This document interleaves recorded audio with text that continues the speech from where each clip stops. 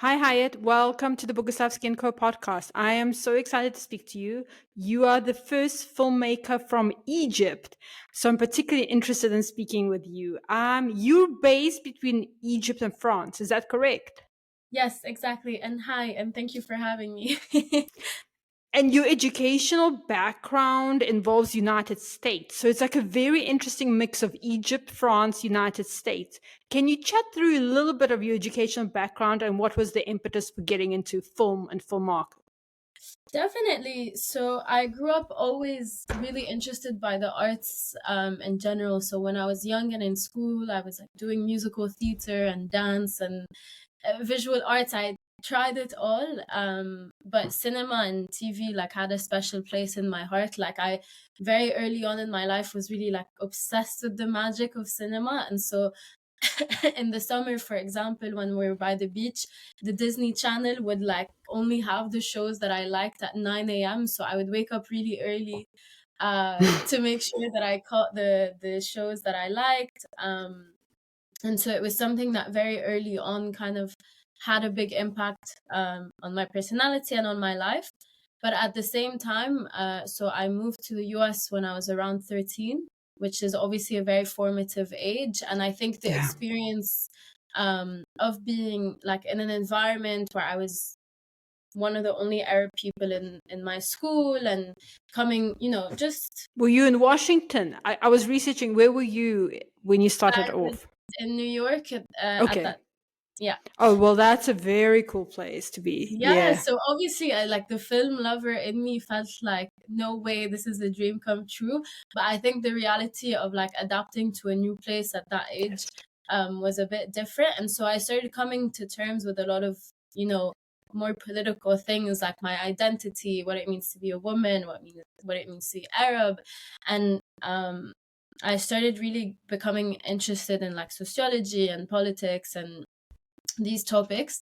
And then when I had to apply to university, I had a bit of like an identity crisis. I was like, I've always wanted to be in the arts. Like my day to day is all music and cinema and this. But at the same time, I feel like there are things about the world that I want to understand and things about the world that I want to say.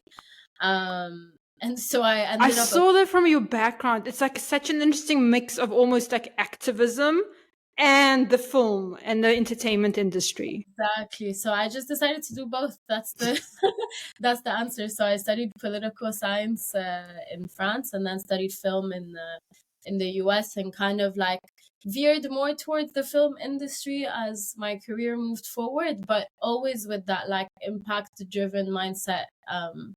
Still like the North Star that I work towards. Where did you enjoy studying more, Paris or United States? It's very difficult. So in France, I was studying at first in the south by the Okay. beach on the Côte d'Azur. Oh, So 15 minutes from Monaco, it was like a crazy experience, uh, aged 18. But at the same time, like the opportunities that New York offers are unmatched. Yeah, I was, a university student, and I was volunteering at the New York Film Festival. I was just telling some friends, ah, like, I was backstage with like Al Pacino and Scorsese and Leo DiCaprio. So these are things that only happen in New York, maybe in LA, but I mean, in LA and maybe in New York. that's Um, incredible. that was very, very special. Your intern background is truly incredible. It's multicultural, it's across multiple countries. What were some of the highlights and some key things that you learned? Because you interned at quite a few companies.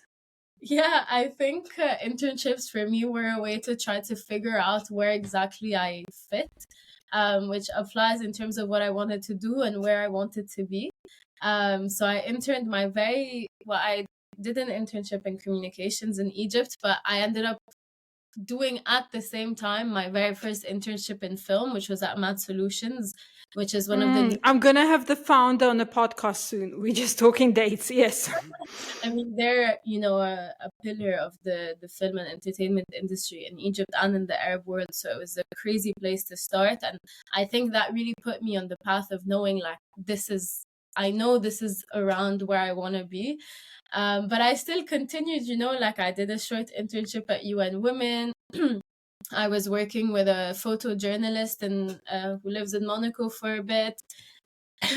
Interned with an organization in New York where I was like going to the UN to take notes at the CSW. So I did a little bit of everything. And then I did an internship, my last, I guess, like internship while I was a student, what was at a production company in New York called Maven Pictures.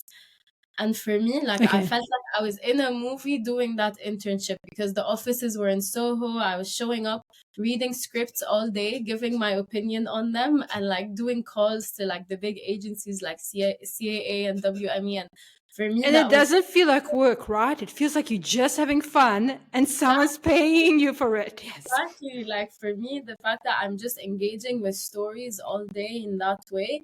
Obviously, I was an intern, so I didn't have real responsibilities, and that changes the more you move forward in your Yeah. career.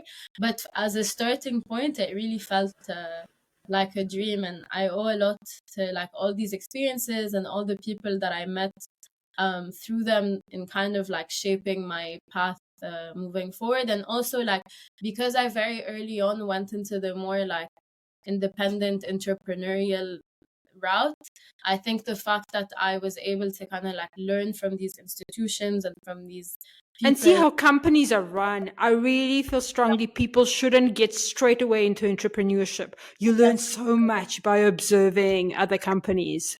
exactly. What was the experience of making your first film like? Um, Very fun and definitely filled with a lot of hiccups. I think, like there are a lot of things that when you learn in the books, they're very different in real life. And I also very early on knew I was interested in production. So even though I was meant to be exercising my directorial kind of skills, I went crazy. Like I had a crew, I think, of like more than 30 people. I had some students who Wow. were master's students get involved. Um, I went to locations outside of campus, so I really wanted to exercise that gene of like, okay, how do we have an idea and then make it happen? And so definitely, it was crazy. We were 20-year-olds running around New York City trying to make this movie with zero budget. But at the same time, I think it's probably one of my favorite on-set experiences ever, just because everyone just wants to learn and everyone wants to be there together. And that collaborative energy is something that I've tried to keep with me until now, even though, even on bigger sets, even on projects that might be have a lot higher stakes. I've heard that from the head of Abu Dhabi Film Commission was saying the same. There is a feeling on set that everyone is working towards exactly the same goal. And I mean, I've worked for corporate startups, everything. You don't have necessarily that feeling all the time when you work at a company or you work in the office. So I love that. And I think especially as an art form, film is one of the ones where like it's really a team effort. Like if you're a painter or a sculptor or even like in music, there's a lot of collaboration, but there are art forms that you can work on by yourself. But obviously you can make a film by yourself, but that's a very specific type of film. If you're making anything that's outside of just one person holding actually, even if you're just one person holding a camera, you're still collaborating with whoever is on the Yeah. other side. And so it's honestly one of the things that I think made me navigate towards film. It's the fact that you're always interacting with people, you're always learning from people, you're always brainstorming with people. Like that give and take that you constantly have with other people is for me one of the most enriching parts of working in the film industry. Being a female filmmaker in Egypt is obviously very different than being a female female filmmaker in let's say NYC or LA. What have been some of the challenges you've had to overcome? Yeah, I mean, I won't lie. Honestly, the film industry is so male dominated worldwide. And even when I was working abroad, I have like a very stark memory of the fact that I was on the office floor that had a lot of the executives, which means that they were all like men in their 40s and 50s. And every time I wanted to walk to get water, I would have to like walk past all their offices. And like, thankfully, I've been lucky to be surrounded by a lot of like well-intentioned people, but still like that awareness that I was often one of the only women, and especially young women in the room, was always there. I think in Egypt it's different because, especially like in production, I think like there's a lot of like talented actresses. Like the industry has had women in it for a long time, but I think what I kind of had to um deal with when I first started working here more was that in production it's usually men, and there's a lot of shouting, and there's a lot of like, do this, do that, whatever. And I came and my Arabic wasn't very strong, and I was a young woman, and then everyone was like, she's the one who's supposed to tell us what to do. So I think like moving, trying to navigate that in the beginning was a little bit challenging, but I also think I'm a lot stronger for it. And now I'm very comfortable in a lot of situations that I never thought I'd be comfortable in because of my experiences on set. So, like the experience of being on set as a woman in Egypt, and kind of like being in locations that I wouldn't usually feel comfortable in, or like having to stay like long nights with crews that are very like male dominated, now means that I'm a lot less scared like walking down the street by myself than I would have been, 2-3 years ago. So I really think it was like a very shaping That's incredible. experience. You've launched your own production agency. So what's next? What's on the pipeline? Tell us something exciting. Yeah, I mean, I have the first like official short film that I've co-produced is going to be in the festival circuit soon. It's Ooh, titled Everywhere the Light by a Belgian director. So very excited for that to see the light of day. And I think it's a representation of like what I want to be working towards in terms of like really crossing borders with cinema. So the director is Belgian, but she lived in Egypt. So we shot in Egypt. It's co-produced by France. It's really like a collaboration not only between a lot of people, but across borders, and hopefully it travels even more once it's done.